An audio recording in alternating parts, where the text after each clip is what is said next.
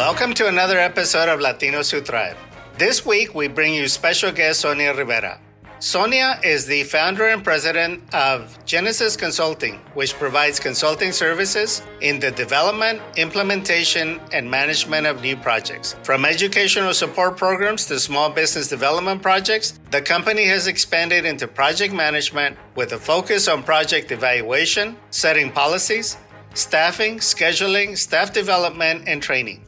Sonia's community involvement includes Hispanic Women's Network of Texas, Hispanic Women in Leadership, Latino Learning Center, Houston Livestock Show and Rodeo, Board Secretary of the Texas Association of Hispanic Chamber of Commerce, Houston Advisory Board of Hispanic Scholarship Forum, Talento Bilingüe, the Houston Cultural Arts Center, and she is the former National President of the National Hispanic Professional Organization. Without further ado, we bring you Sonia Rivera. Sonia, welcome. Thank you. Thank you for having me, Victor. So Sonia, I've known you now for about 15 years, and in this time, you've led a very high-profile life in Houston. Tell us a little bit about yourself. Well, I was born and raised in Michigan, and I am the daughter of Mexican immigrant farm workers, and which is how we ended up in Michigan. Pretty humble beginnings, and I'm very married to our culture, to the rich Latino culture. I grew up in a very Mexican household since they were Mexican immigrants, but I really appreciate my upbringing and the lessons that I was taught in throughout my young life. I grew up in an all Anglo community. When I was very young, my family chose to stay in Michigan and quit migrating.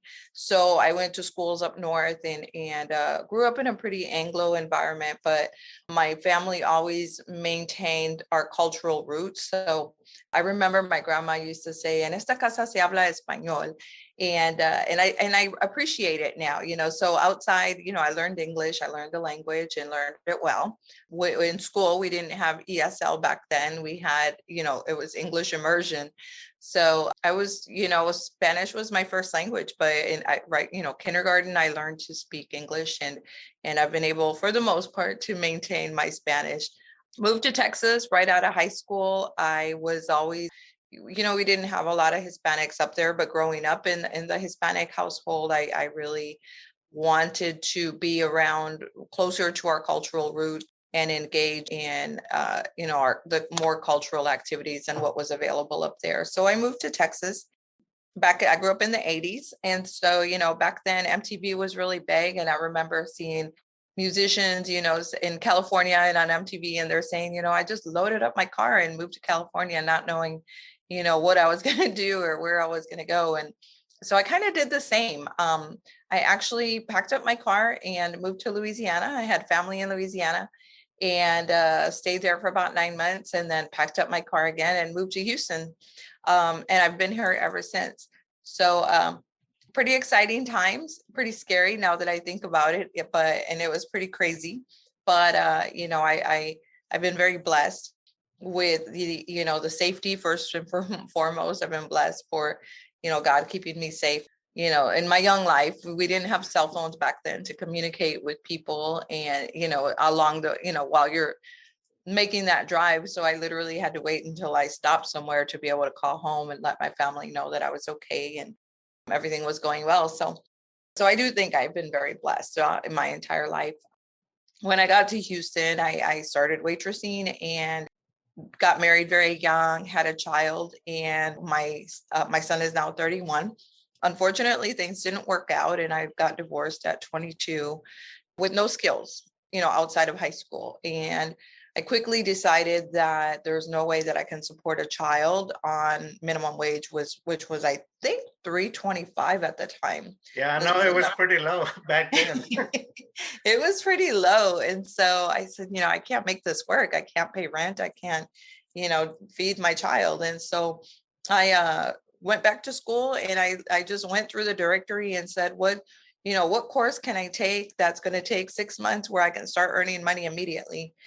That's how I decided on a career at the time. It was really out of necessity. But again, I've been very blessed. And eventually, what was your degree in that you got? Psychology. Okay. Ultimately, it was psychology. Okay. But I started out in the substance abuse field. So I did substance abuse for 11 years and worked with AMA. There I had very, very supportive bosses and administrators that really supported my journey. And, there's a lot of things along the way that I experienced. It wasn't like everything wasn't just that easy, but once I went back to school and I got my certification and I started working at AMA, I started growing. I've always been I don't want to say I get bored, but once I master a particular skill, then I want to learn more. I get bored if I don't keep learning, if I don't keep growing. So I really had great people that mentored me and supported me in that journey that have allowed me to grow and teach me and mentor me. Did you become a licensed chemical dependency counselor? I came really close, and I'm not embarrassed to say that I actually took the test. It's a two-part test. And so I passed the written test the first time, and you have to take a verbal test, an oral presentation. Correct. And I actually took that twice and did not pass the oral after the second time. I at this point, I wasn't doing substance abuse counselor it's called a licensed chemical dependency counselor. I wasn't working in that capacity by that time I took the second one. So I stayed in the field of prevention, and I got my certification in prevention, substance abuse prevention. So it was similar but different. So okay. I did work you can work as an intern. It's very drawn out. So, but you can work as a substance abuse counselor as long as you're, supervised by an LCDC, which I was, and I did that for many years as long as, I could. But then eventually I moved into the prevention arena and started working with youth involved in gangs. So I wasn't necessarily using the LCDC. So it didn't really hurt me that for that reason, I didn't really pursue the licensing at that point. And how long did you work with kids at risk? For over 20 years, because I left AMA as I said, I need to continue growing. I need to continue growing and learning. So after 11 years with AMA, I had pretty much plateaued. I had managed it was called the Dino Prevention Program, the Barrios Unidos gang intervention program. I had launched a homeless youth shelter. I had worked outpatient substance abuse, residential substance abuse. So at that point, I had pretty much worked my way through all the programs and plateaued, and I just wanted to keep going. So I started my own nonprofit and corporation in 2009 and proceeded to get my own contracts and do prevention intervention and somewhat gang counseling, but I didn't call it gang counseling because I felt like one of the reasons why I wanted to go off on my own is that I feel that when we label some people, when we label an individual, I always worked with youth. So when we label a young person, and a lot of these kids were gang involved, for the majority of them were, when we say, the school has labeled them as a gang member and law enforcement has labeled them as a gang member and their communities have labeled them as a gang member, you have nothing to strive for. Like they hit that bar and they don't, very few of them overcome that label. And so when I started my own programs, I called them positive youth development, and really focused on what the strengths were as opposed to what the weaknesses were. By assessing these young people and determining what their strengths were, just really focusing on that as opposed to giving them a negative label. Tell us, for our listeners, what the acronym AMA stands for. AMA is the Association for Mexican Americans. Okay. All right. So you've been at this for a very long time.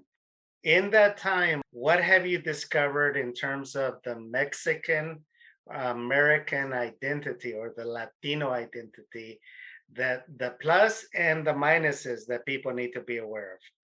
I don't see any minuses.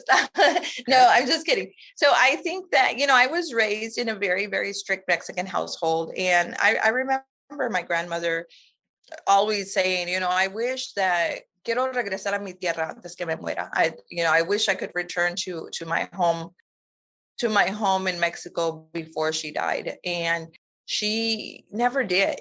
She never did. She made her life in the United States and she never returned to Mexico. But I always remember her saying that. And I think she left everything that she knew, loved, her family, her friends, her environment. She left everything so that she could bring her family here and have a better life. And this is what I guess, strived so hard to I guess, become an overachiever in some ways, because I wanted to. She never had that opportunity. She worked so hard, and she often worked, multiple jobs, and I just, I believe that the Mexican American experience is in pursuit of the American dream. And it's not just ours, it's any immigrant families that come to the US, are in pursuit of the American dream. And what it is to them is, I believe it's for everybody. There's that similarity that we just want a better life. We just want a better life for our children. We want to be able to educate our freedom. We want our children to be able to enjoy the freedoms that the United States offers. And so everything that I've done in my life, whether knowingly or unknowingly, I've done to preserve the purpose of my grandmother bringing her family here. She came over actually in the 60s. And so she had a worker visa, received her citizenship through the Reagan administration when she became a U.S. citizen at that point. And all of us are, her children also became U.S. citizens, and subsequently, I was born here, actually. I was born here, but I worked really hard. So I think that the experience is that because I'm first generation American born, that I can still appreciate the struggles.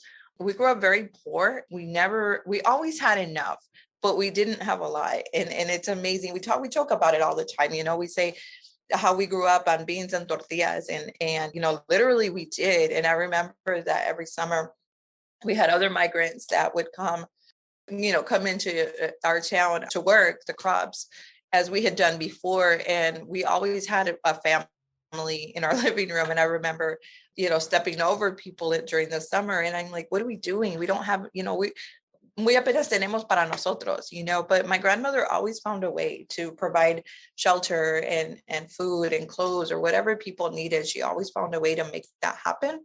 And I realized, there's a lot of things that you see or you experience growing up that you don't necessarily understand.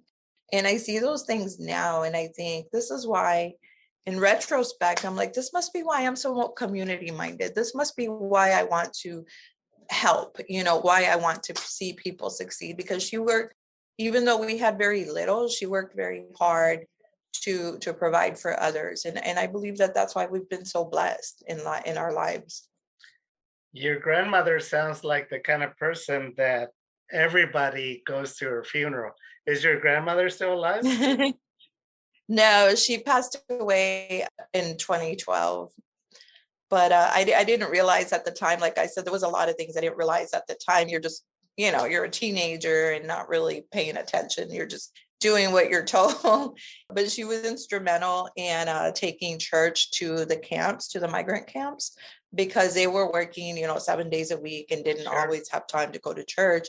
So she had arranged for a Spanish, I was raised Catholic, and she had arranged for a Spanish speaking priest, to go out to the various camps and do church and conduct mass at the various camps throughout the week, so that they could still, go to church. That was a major undertaking. So she had It really was. She had a major influence in your upbringing and your values. Yeah, she really did. And again, I think it's something that as young people growing up, you're very focused on, who am I? What am I going to do? What's my place in the world? What am I going to do after high school, after college? And we're so focused on that we're not really, paying attention to the values that you grow up with these values, and you're not really like identifying what those values are, I think, for the most part, because we never discussed it. She just did it. And I just did it because I was told to do it. But it was a major influence, because I think I know that that's the way I've lived my life. She never gave up. Like I said, she worked very hard. She worked even I remember after I had been in Texas for a while, I called home and I said, I called my grandma and I said, ¿Qué hace? What are you up? What are you doing? And she says, no, acabo de llegar de trabajar en la papa, which means she had just gotten home from working out in the fields, processing potatoes. And I said, what are you doing? And she was like, at late 60s at this point. I said, what are you doing? It's time for you to like relax, enjoy life. Why are you working out there? You don't have to. And she says, no, el día que me muera es el día que descanso. So, she wasn't someone to just sit around and relax. Work was her, it kept her mind busy, and she was just a really hard worker. So she instilled that in us. How do you think that influence that she had on you affected your parenting style? That's a whole other avenue, I guess, to explore, because I know as a young parent, I parented the way I was parented. And it was a very strict household, and I don't know if you're familiar, I'm sure you are, with George Lopez, and he talks about Sure. the chancla and you don't talk back. And, we laugh about the boomerang chancla that was able to reach around corners and get to you if you were talking back and, or sassing your parents. So it was a very strict household. I wasn't allowed to go out to date, you never talk back. And I was always a very curious child. And I was always, because I said so, never worked, was not a good answer for me growing up. So I got in trouble quite a bit because I asked a lot of questions.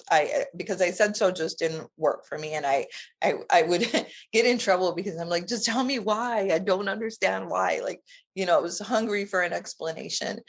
And so it was a learning curve. And my children and I talk about it quite a bit because my son is 8 years older than my daughter.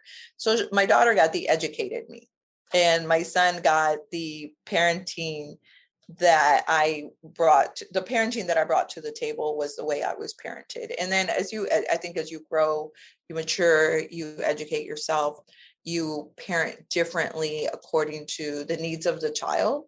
I don't think it's necessarily, like any kind of favoritism. I think that we need to identify like what the needs of our children are and parent accordingly. I mean, I certainly, if somebody when my daughter is also very inquisitive and she's, wants to know why.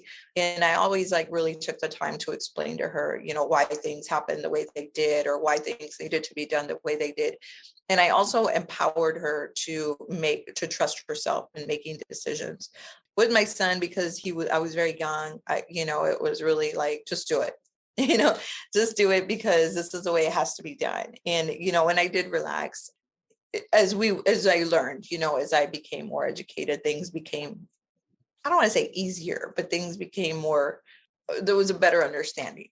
In Houston, as a high profile Latina, you have had a front row seat or have actually been at the podium with a lot of historical milestones for Latinos in Houston. What are some of these mile markers that distinguish Latinos in Houston, do you think? It's I guess it's kind of tough, Victor, because I look at it from, I guess, the world through my eyes, is that nothing in life is free and nothing in life is easy, and what's easy is not you don't appreciate it. And not that it's not worth having, but we don't necessarily appreciate it the same way. I think that being raised, it's very difficult for me to generalize like over the years for the entire community, because for one, Hispanics or Latinos fall under a huge umbrella. I mean, it's something that, we cannot generalize the Hispanic community into one bucket, because we have Cubanos, Puerto Ricanos, Mexicanos, Argentinians, Nicaraguenses, Colombianos, and it's just so diverse. We share some similarities, we share the language oftentimes, but, the milestones are different for every population. The milestones for me was my involvement with NHPO. I grew up in a very rural community where we didn't have Hispanics other than those working in the crops. So I grew up not really seeing Hispanic professionals anywhere near me, anywhere in my surroundings, because it was a very small community. And the Latino community or Hispanic community, that I don't have a preference between Latino and Hispanic, by the way. I know there's parameters. Why don't you go ahead and tell us what the acronym NHPO stands for? So NHPO is the National Hispanic Professional Organization. I was one of the founding members in 2004. Was still trying to work my way through college and still working my way through life. I got involved with that. It was just a coincidence. I saw pictures on the internet. We were barely coming into a time when everybody had computers on their desk, and I found some pictures and I saw that there were some events taking place, and I saw all these Hispanic professionals, and I said, I want to do that. I want to be one of those people. I want to be successful. I want to, maybe have my own business someday. And which was not something that I had ever thought I would do, because from my humble beginnings and not having grown up in a big city to where, you see a little bit of everything. That was really my first major exposure to Hispanic businesses, that it's like, hey, you too can have your own business. You too can, start and operate your own business and be successful. And, I hadn't really seen that in the Hispanic. I didn't grow up with Hispanic professionals in my surroundings. So that was pretty significant. That was a turning point for me, because I was able to meet through that organization. I really immersed myself in it, and I met a lot of professionals from all walks of life. And it really inspired me to grow and to learn and to keep going. You are listening to Latinos Who Thrive. We'll be right back. This show is sponsored by ETC, Escalante Training and Consulting. Do you need more sales and greater productivity? For more than 2 decades, Victor Escalante has been training executives and companies in cultural communications, team building processes, sales competency, emotional intelligence, and project management. Find out how ETC is ready to help you by visiting their website at victorescalante.com. And now we continue with our show, Latinos Who Thrive. Now, was that through just the osmosis of hanging out with business owners and being part of a board of professionals? Or were you put through some kind of training inside of NHPO to develop that entrepreneurial spirit? No, in the foundation of it, as I said, I was one of the founding members, and it was a very, we were just getting started. So everything was like, who wants to do what? And, I've always, like I said, I want to learn more. I want to keep growing. And I just volunteered for stuff and got engaged. And the more I got engaged, it became a reality to me. So talk about your development of your entrepreneurial business owner, woman. What was the first thing you did? Well, let me back up just a tiny bit, because I think this is important, that when you are not surrounded by when you grow up within a certain environment, it's lifting the bar. When we lift the bar for people, they live up to those expectations. When we have low expectations of people, people don't know how to rise above unless you're exposed to it. And that's what that organization did to me. It gave me exposure to something that I was not familiar with. I had a wonderful upbringing, but in terms of desiring to be a Hispanic professional, it was something somebody else did, not something that we did. We were humble farm workers, and we were just, raising families. I was not exposed to something different until that organization. So when I did start the business, because I was witnessing that anybody could be a business owner, that anybody could, follow their dreams and nurture those dreams and turn it into a business, a successful business. So the first thing I did, actually, I was asking a lot of questions about how to start a nonprofit, and I didn't really get a lot of answers. With my time at AMA, I became really familiar with nonprofits, and I also became really familiar with state operations. We were funded by the state for the programs that I worked. And so I did a lot of research. I spent 2 years researching the structure that I wanted to have. And, like I said, I did ask a lot of people, like, how do you start a nonprofit? How do you, what do I need to do? This is what I'm trying to accomplish. And a lot of people, friends, and I get it now, but friends would say, well, there's classes you can take and this and that. And I just said, well, I really don't have time. I was still like trying to raise a family and work full time. So I just did the research on my own. And after 2 years, felt comfortable enough to launch my nonprofit. I got the status through the IRS and the state. And I also started an S corporation. I felt that I needed one for my youth programs. I needed the nonprofit and for the community development type programs. And then for the other things that I wanted to do, it really evolved into consulting work. So I did that under the corporation. But these are all things that I learned by meeting people and asking questions and doing my research. And thank goodness for the internet, right? Because that's where I got a lot of my information. Yes, that's the new university, the internet. Yeah. All right. Tell us about some of the work that you're most proud of with some of the youth groups or some of the youth programs that you created. Talk about your success with that.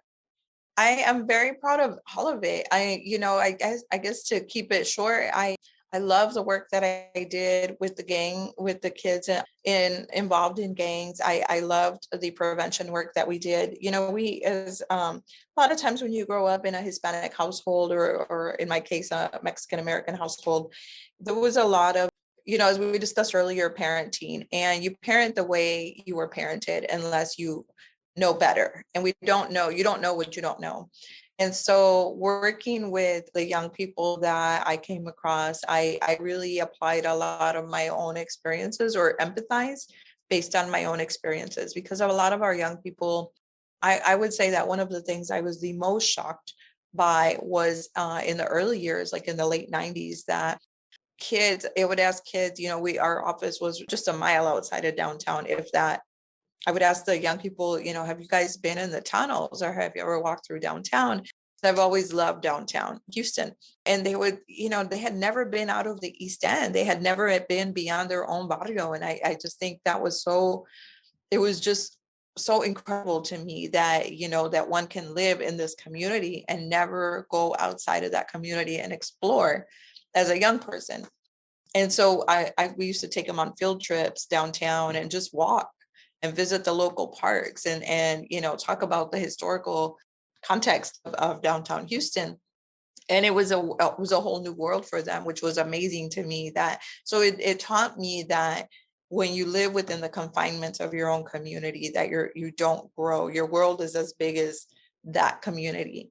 Because of my own experiences, again, I've always been a big advocate of exposing people to opportunities, and I think that's been the foundation, maybe because of my young life, not having really identified or put a name to it, but exposing people to opportunities is how they grow. It gives you a choice. When we live within the confines of our own community, that's all you know.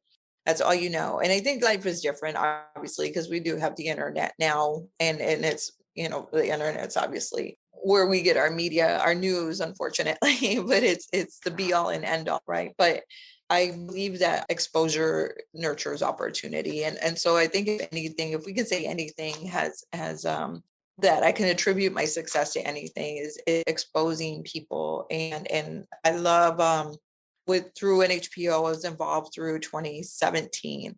And I really couldn't really put a name to what I was doing because I've always enjoyed putting people together. It's like, hey, you're a real estate agent. Let me introduce you to a friend I know that, maybe buying a house pretty soon, or just being that connector, that bridge, that connecting the dots for people.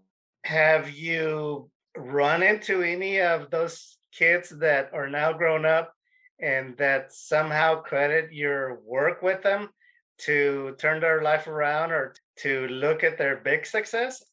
I actually have, and sometimes, some kids don't make it out of the neighborhood or don't make it out of, these negative situations, but some kids do. And sometimes you wonder, like, it's so, I don't want to say exhausting, but it takes an emotional toll. I mean, I did do it for 20 years plus, and it does take an emotional toll eventually. And but as one of the most rewarding experiences that I've had is when kids find me, and sometimes it amazes me because I'm like, how did you find me? Like, and it's really obviously the internet again. They just Google me and I guess I turn up somewhere. But I did have one young man that I worked with since he was 9 years old, and this was several years ago. But I had worked with him since he was 9 because his brother had been involved in gangs, so I just knew the young man through association. And later he ended up getting in trouble, and I think he was about 13, and I actually worked with him through his 18th birthday, and he aged out of the system. But I lost track of him because it was when I went off to start my own company. And Years later, his mom reached out to me, and she said, invited me to his college graduation, and I said, wow, that's amazing.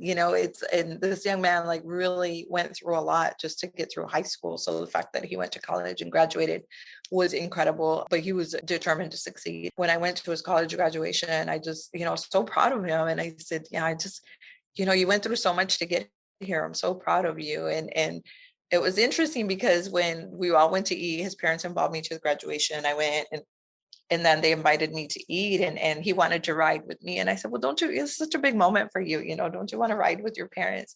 And he said, no, I really want to talk to you.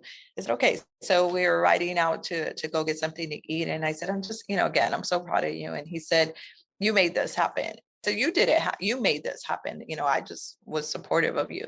He said, no, he said, all I could think about all through school, every time I wanted to give up was you telling me, keep your eye on the prize, never give up. You have to graduate, don't give up. And it was just amazing to me that he never forgot our conversations, and there was so many times that I thought he wasn't going to even make it through high school, and the fact that he was, his perseverance paid off, and that I had a small part in that was just the most rewarding experience. That has to be extremely rewarding. Talk to us about what you're currently doing in your professional life, Sonia. It's an evolution. It's a constant evolution. I wear a lot of hats. I've done political consulting. Most recently, I've been involved in politics for about 15 years as a supporting player, block walking, making phone calls, and just, getting the word out for people that I knew were running. You've also been a candidate, so don't be shy about saying that you ran for office. Yeah. So well, through all those experiences, I took the plunge, and the more you learn, the more you grow, the more you start seeing the world through different eyes, right? You earn a little bit of wisdom, I guess, through the years, and you see the world through different eyes. And I just think that we are so underrepresented in Houston, the Latino community overall as a whole, not just the Mexican American community, but as a whole. And I just really wanted to see us rise above that. All of my experiences through the years have led up to running for office, and unknowingly, because it was never something that I thought I would ever do. But it's like at some point I get tired of hearing people say, well, that's the way it's always been.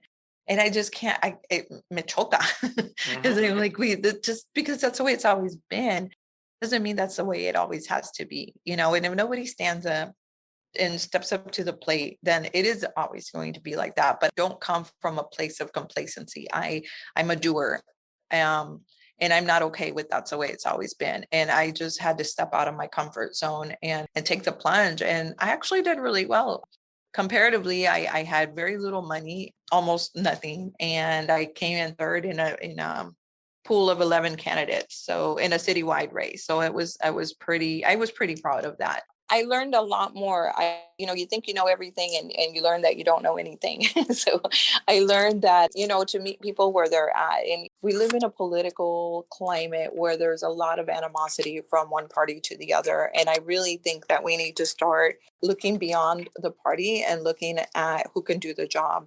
It's given me even more passion to work with communities on a deeper level, as if you could, right? But on a deeper level, and really talking to people about why we make the choices that we make. What does that mean to work with people on a deeper level? I think that, so for example, like politically, we tend to vote for a name, the Latino community. We tend to vote for a name, la vecina, la comadre, the person that my child went to school with. And, because we want to be supportive, but we have to look beyond that.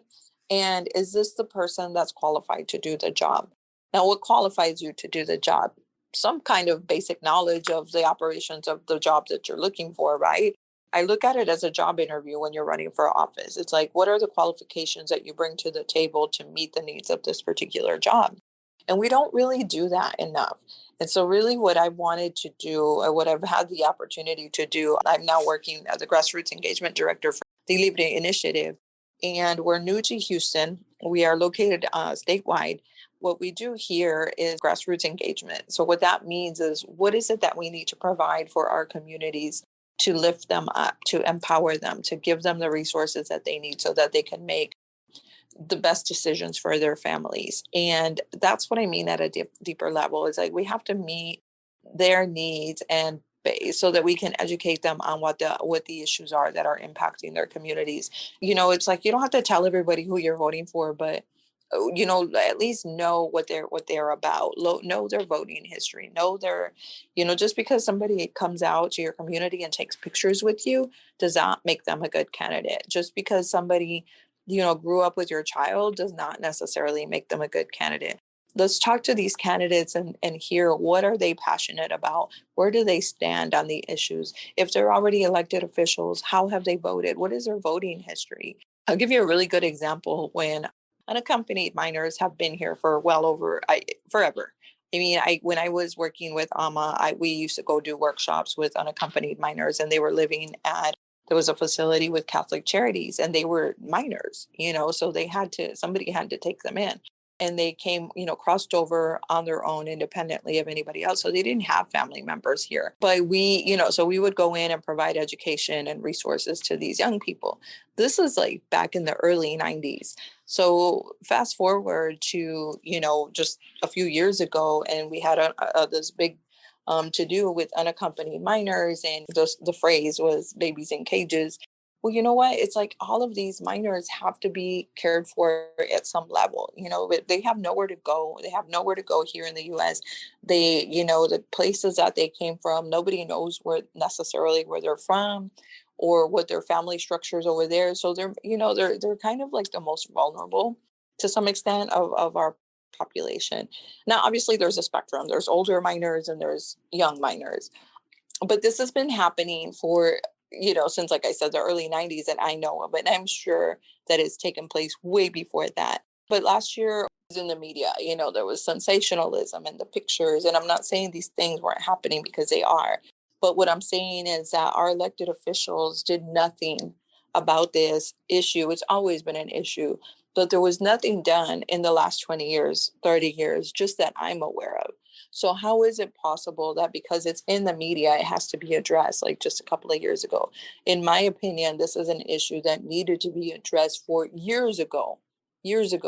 But now, because there's media attention and people can get photo ops and go stand, chain themselves to fences and this stunts, in my, for lack of a better word, that were being pulled by various politicians. It's like, why didn't you do anything about this 20 years ago? Why didn't you ever raise the issue, 20 years ago? So in my opinion, when I go vote for an individual, I look at their history. I want to know, like, why are you doing this because it's popular to do something now? Why didn't you bring this problem up years ago? What bills have you written to address this issue? Not everything's going to get passed, but have you tried to address this issue? And so this is what I'm really passionate about right now, is informing our communities on who people are. And it's not attacking an individual or a candidate or an elected official as a person. It's attacking the policies, attacking the decision making that has taken place or that we believe will take place. Or are these people going to align with what's important to us and vote for the person that best represents you? Okay. Let me ask you this question, since we veered off into the politics of your business. If you could go back in time and give some useful advice to 20-year-old Sonia, what advice would you give her? Based upon your life's journey, based upon all the experience that you've accumulated, what advice would you give her? Definitely to get engaged sooner. There's so many things that it was later in life that I discovered politics, or that I discovered community engagement. I was late 20s, early 30s. And I think I always see young people coming out of college or high school, and I really, really try to connect them to the things that I'm doing and educate them on the things that I'm doing and giving them the resources and the skills, to go after these things, because they're so important. So I think, if anything, I wish I would have been exposed to everything I'm doing now 10 years earlier, because it was really my late 20s and early 30s. Other than that, I believe that holistically, I think that I am exactly where I'm supposed to be. I have a lot of faith in God, and I believe that I've been placed in this place in my life for a reason at this time. I don't think that there's any mistakes. I think that, I believe that I needed to learn the lessons that I learned along the way to keep going. And I learned them at the time that I was supposed to learn them so that I could do what I do now. So I really don't have a lot of regrets. Okay. And what advice would you give to others that are listening to this interview as far as what they need to do in order to be that person that continues to reinvent themselves, regardless of what happens in their life, regardless of what life throws at them? What advice would you give them? You have to keep going. Don't ever give up. You have to keep going no matter what. Don't dwell on things too long. Life passes you by very quickly. It's life is a journey, and it's a fantastic journey. Just, keep going, persevere. If you fall down, dust yourself off and get back up. And, you can give yourself a day to dwell on it and have a little pity party, but the next day get up, fix yourself up, and get out the door and just go at it again, because life is full of ups and downs. We all fall. There's no one out there that has not failed at some level or another. We all fall down, but we have to get back up and give it another shot. Tomorrow's a new day. And you mentioned something earlier, when things don't go right, go left. Yes. So, there's a whole lot of like little phrases. Be the best version of yourself that you can possibly be, because at the end of the day, have no regrets. I have no regrets. At the end of the day, I think whenever, I'm done with this life, it's like I did everything I wanted to do, that I did everything that I could do with with what I had, and, no regrets. Don't let life pass you by without pursuing what your dreams are. And just like your grandma, you will rest whenever you're dead. Descansas cuando te mueres. Yeah, That's exactly. right. Well, Sonia, I want to thank you for giving us your life's history and some of the advice that you would give to others that are listening. I will have your contact information in the show notes in case anyone is interested in contacting you to get involved, to be placed in the path of opportunity, to find out how they can get involved in community service in Houston and how they can put themselves on the path to bigger and better things. Awesome, Victor. Well, thank you so much for having me. And, we have known each other a very long time, and it's been a pleasure. And I look forward to what's in the future.